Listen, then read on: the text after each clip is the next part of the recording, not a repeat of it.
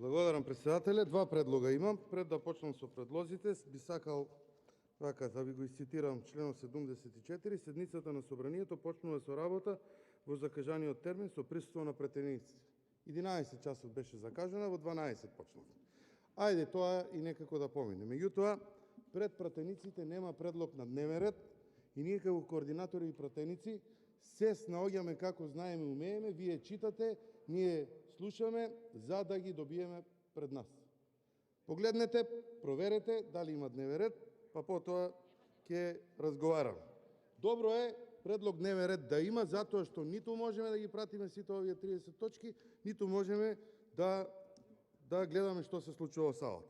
Мојот предлог за промена на дневниот ред е да се дополни седницава со две точки, и тоа интерпелација за работата на министерот за борба со корупцијата Лјупчо Николовски и интерпелација за работата на министерот за правда Бојан Маричич.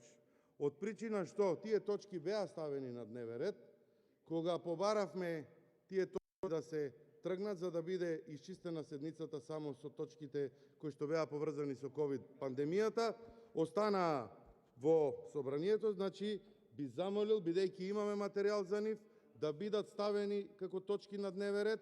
Знам дека на оваа седница има една интерпелација, тоа е интерпелација за работата на министерот за внатрешни работи Оливер Спасовски, меѓутоа да се доболнат, да бидат во тек, а за дополнителен термин, односно ден кога би се одржале, може и да се договориме.